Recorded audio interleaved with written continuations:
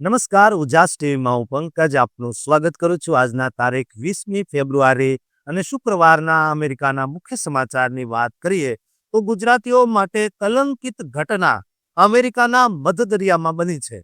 એક 73 વર્ષના વૃદ્ધ ગુજરાતીએ અમેરિકાના પ્રવાસ દરમિયાન એવી હરકત કરી છે જે જાણીને તમને પણ શરમ થશે. હાલ તો આ ગુજરાતીને અમેરિકાની પોલીસે જેલમાં ધકેલી દીધો છે. જો કે આ કોઈ ષડયંત્ર નથી, પણ તેણે જ પોતાની સામે મોતે કરેલા કૃત્યને સ્વીકારી લીધું છે. આ સિવાય વાત કરીશું 1 વર્ષ કરતાં વધુ સમય અમેરિકા કે અન્ય દેશમાં વસવાટ કરનારા લોકો માટે ભારત સરકારે પોતાનો ખજાનો ખુલ્લો મૂકી દીધો છે. એનઆરઆઈને આકર્ષવા માટે ભારત સરકારે 25,000થી લઈને લાખો રૂપિયા આ રીતે આપવાનું જાહેર કરી દીધું છે. બજેટમાં કરવામાં આવેલી જોગવાઈનો અમલ પણ શરૂ કરી દેવામાં આવ્યો છે. આ સિવાયના સમાચારની વાત કરીએ તો અમેરિકા કે વિશ્વના કોઈ પણ ખૂણે છેલ્લા 6 મહિનાથી વધારે રહેતા ગુજરાતીઓએ ખાસ ધ્યાન આપવાની જરૂરિયાત છે. કારણ કે ગુજરાતમાં ભારત સરકારે જે કામ કરાવ્યું છે તેના કારણે તમારા એક ડોક્યુમેન્ટમાંથી નામ નીકળી જાય તેવી યાદી તૈયાર થઈ ચૂકી છે.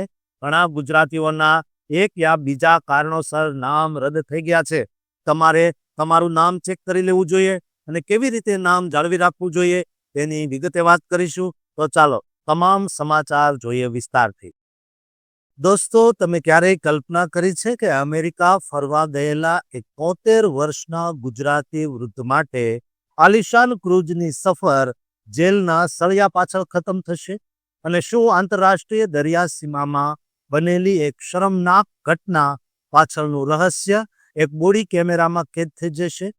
ફ્લોરિડાના બંદર પર ઉતરતાની સાથે જ મુંબઈના આ શખ્સની ધરપકડ પાછળ એવી કઈ હકીકત છુપાયેલી છે જેણે રોયલ કેરેબિયન ક્રૂઝના સુરક્ષા તંત્રને પણ હચમચાવી દીધું છે?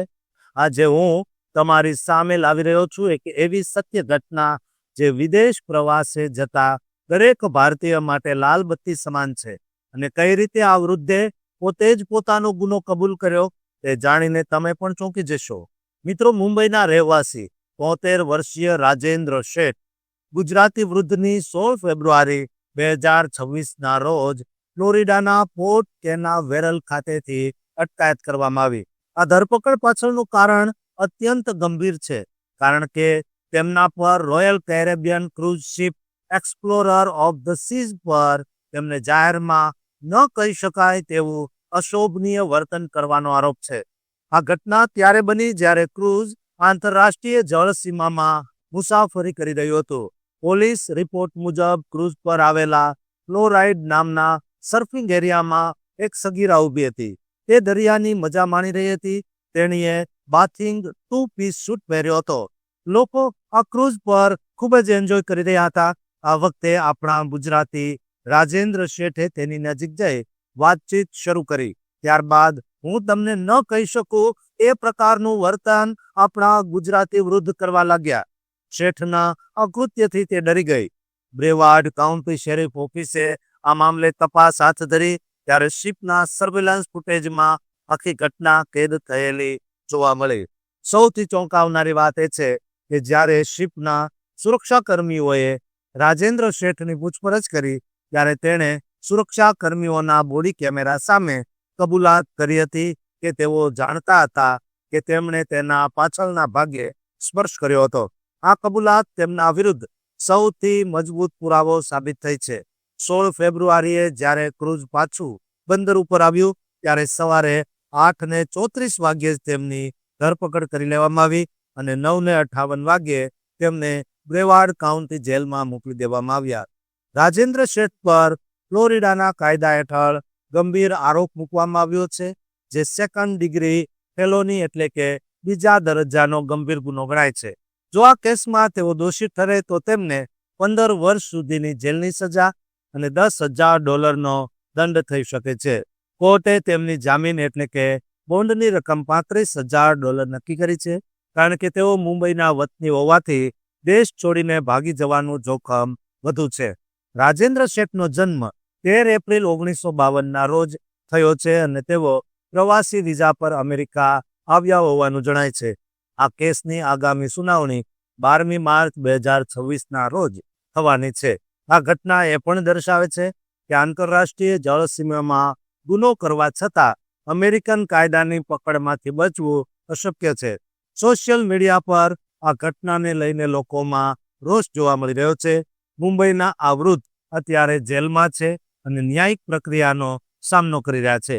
મેં આ તમામ માહિતી ફ્લોરિડાની અદાલતના દસ્તાવેજો અને પોલીસ એફિડેવિટના આધારે વેરીફાઈ કરીને તૈયાર કરી છે, જેથી વિદેશ પ્રવાસે જનારા લોકો ત્યાંના કાયદાની ગંભીરતાને સમજે અને એવા વર્તન ન કરે જેના કારણે આખા ગુજરાતી સમાજ કે ભારત દેશના લોકોને શરમમાં મુકાવવું પડે. દોસ્તો, કાયદામાં રહીશું તો જ ફાયદામાં રહીશું. આ વાત ક્યારેય ન ભૂલવી જોઈએ.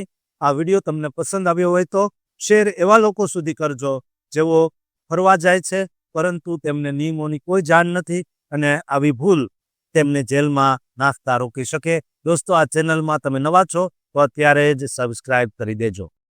શું તમે જાણો છો કે ભારત સરકારના નવા બજેટમાં વિદેશમાં વસતા કરોડો ભારતીયો માટે કઈ એવી મોટી ભેટ છુપાયેલી છે જે તમારા ખિસ્સામાં સીધા હજારો રૂપિયાનો ફાયદો કરાવી શકે છે? અને શા માટે મુંબઈ, દિલ્હી જેવા મોટા એરપોર્ટ પર હવે સાદા ડ્રેસમાં ફરતી પોલીસથી ગભરાવાની જરૂર છે? શું આ માત્ર એક સામાન્ય ટેક્સમાં છૂટ છે કે પછી એનઆરઆઈ માટે લાલ જાજમ બિછાવવાની કેન્દ્ર સરકારની કોઈ ગુપ્ત રણનીતિ, જેની જાણકારી વગર તમે એરપોર્ટ પર મુશ્કેલીમાં પણ મુકાઈ શકો છો? આ નવી ખુશખબરી અને એરપોર્ટ પર ચાલી રહેલા ઓપરેશનની એક રહસ્યમય વિગત આજે હું તમારી સામે લાવી રહ્યો છું. મિત્રો, ભારત સરકારે હાલમાં જ રજૂ કરેલા બજેટમાં વિદેશમાં કામ કરતા અને ભણતા 3.5 કરોડથી વધુ ભારતીયો માટે એક અત્યંત મહત્વની જાહેરાત કરી છે, જે સાંભળીને તમે ખુશ થઈ જશો. ખાસ કરીને જે લોકો અમેરિકા, સાઉદી અરેબિયા જેવા દેશોમાં કામ કરે છે અને લાંબા સમયે વતન પરત ફરે છે, તેમના માટે આ સમાચાર છે. પણ એક મોટી જાહેરાત છે. અત્યાર સુધી એવો નિયમ હતો, જો તમે વિદેશથી આવતા હો તો પુરુષો 50,000 રૂપિયા અને મહિલાઓ 1 લાખ રૂપિયા સુધીની કિંમતનું સોનું કે અન્ય સામાન ટેક્સ આપ્યા વગર લાવી શકતા હતા. પરંતુ હવે સરકારે આ મર્યાદામાં 25,000 રૂપિયાનો જંગી વધારો કર્યો છે. એટલે કે નવી ભેટ છે. નવા નિયમ મુજબ હવે જે ભારતીયો 1 વર્ષથી વધુ સમય વિદેશમાં રહ્યા હોય તેઓ જ્યારે ભારત પાછા ફરે ત્યારે 75,000 રૂપિયા સુધીનો સામાન કોઈ પણ જાતના ટેક્સ, ફરીથી સાંભળજો, કોઈ પણ જાતનો ટેક્સ ચૂકવવાનો નથી કે કસ્ટમ ડ્યુટી વગર લાવી શકશે. આનો અર્થ એ થયો કે હવે તમે મોંઘા મોબાઈલ, લેપટોપ, કેમેરા કે અન્ય ઇલેક્ટ્રોનિક ગેજેટ્સ લાવવા માંગતા હો તો તમારે એરપોર્ટ પર વધારાનો ટેક્સ ભરવો નહીં પડે. સરકારના આ નિર્ણયથી ખાસ કરીને એવા લોકોને ફાયદો થશે જેઓ વર્ષો સુધી પરસેવો પાડીને પોતાના પરિવાર માટે ભેટ સોગાદો લાવતા હોય છે, કારણ કે જૂની મર્યાદા ઘણી ઓછી પડતી હતી. આ ઉપરાંત એક બીજો અપડેટ એરપોર્ટ સુરક્ષાને લઈને પણ સામે આવ્યો છે. મુંબઈ, દિલ્હી અને કલકત્તા જેવા આંતરરાષ્ટ્રીય એરપોર્ટ પર વિદેશી પર્યટકો અને મુસાફરોની સુરક્ષા વધારવા માટે પોલીસે સાદા ડ્રેસમાં ખાસ અભિયાન શરૂ કર્યું છે. એવું જોવા મળ્યું છે કે ઘણા મનચલા લોકો અને અમુક ટેક્સી ડ્રાઈવરો વિદેશી મહેમાનો પર ખરાબ કમેન્ટ્સ કરતા હતા અથવા તેમની પાસેથી વધુ ભાડું વસૂલીને દેશની છબી ખરાબ કરતા હતા.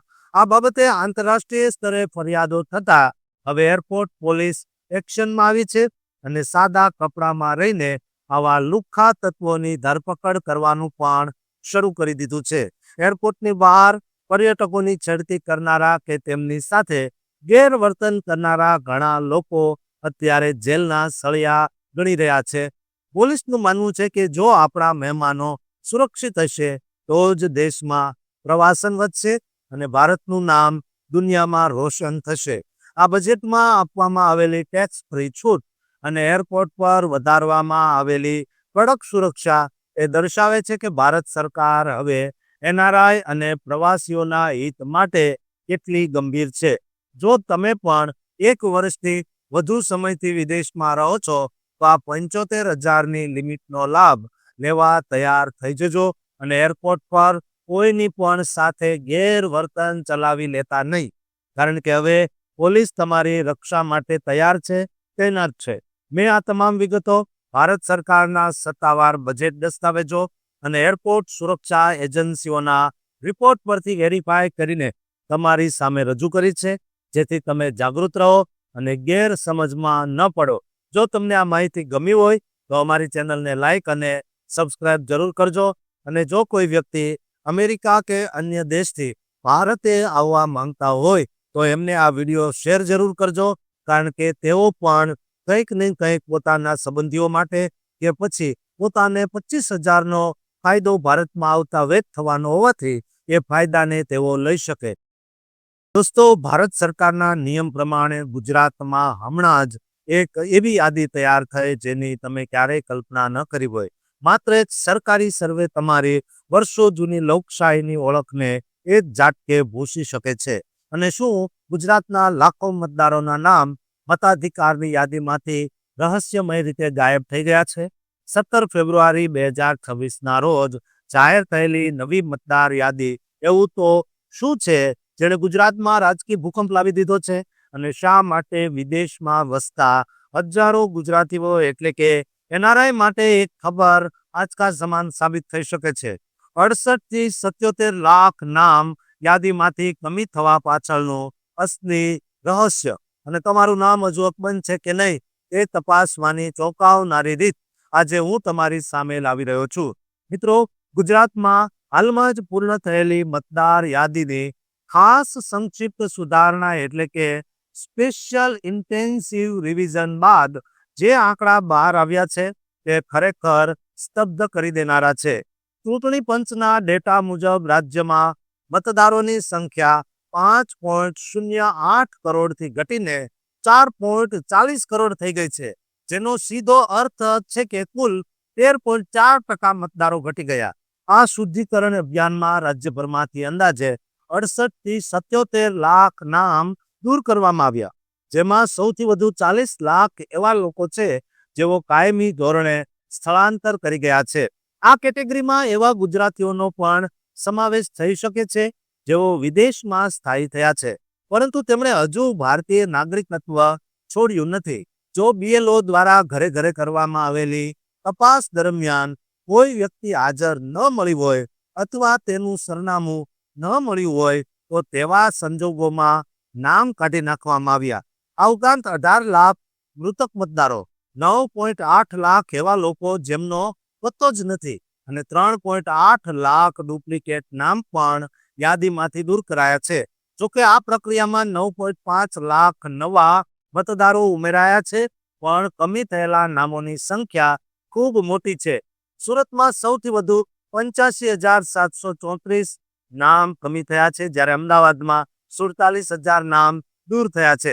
હવે સૌથી મોટો સવાલ એ છે, જો તમે એનઆરઆઈ છો અથવા લાંબા સમયથી તમારા મૂળ ઘરથી દૂર રહો છો તો તમારે તમારું નામ કેવી રીતે ચેક કરવું? આ માટે તમે નેશનલ વોટર્સ સર્વિસ પોર્ટલ એટલે કે voters.eci.gov.in પર જઈને તમારા એપિક નંબર અથવા મોબાઈલ નંબરથી સર્ચ કરી શકો છો. ગુજરાતના મુખ્ય ચૂંટણી અધિકારીની વેબસાઇટ ceo.gujarat.gov.in પરથી પણ તમે બૂથ મુજબની PDF ડાઉનલોડ કરી શકો છો. જો તમને શંકા હોય કે તમારું નામ ASD એટલે કે ગેરહાજર, સ્થળાંતરિત અથવા મૃતકની યાદીમાં છે તો તમે ચૂંટણી સેતુ પોર્ટલ પર જઈને પણ તપાસ કરી શકો છો. જો તમારું નામ ભૂલથી કમી થઈ ગયું હોય અથવા તમે વિદેશમાં રહેતા હોવા છતાં ભારતીય નાગરિક તરીકે મતદાન કરવા માંગતા હો તો ગભરાવાની જરૂર નથી.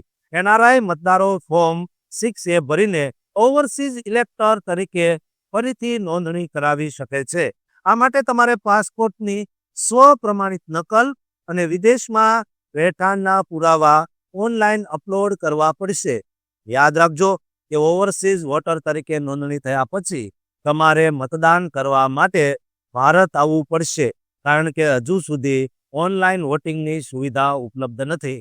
રાજકીય પક્ષો આ પ્રક્રિયાની પારદર્શિતા સામે સવાલો ઉઠાવી રહ્યા છે, પણ ચૂંટણી પંચનું કહેવું છે કે આ એક નિયમિત પ્રક્રિયા છે, જેથી લોકશાહીના પાયા મજબૂત કરી શકાય અને બોગસ મતદાન રોકી શકાય. આ સમગ્ર અહેવાલ 17 ફેબ્રુઆરી 2026ના રોજ જાહેર થયેલા સત્તાવાર આંકડા અને ચૂંટણી પંચની માર્ગદર્શિકાના આધારે વેરીફાઈ કરીને તમારી સમક્ષ રજૂ કર્યો છે, જેથી તમે તમારા મતાધિકાર પ્રત્યે જાગૃત રહો.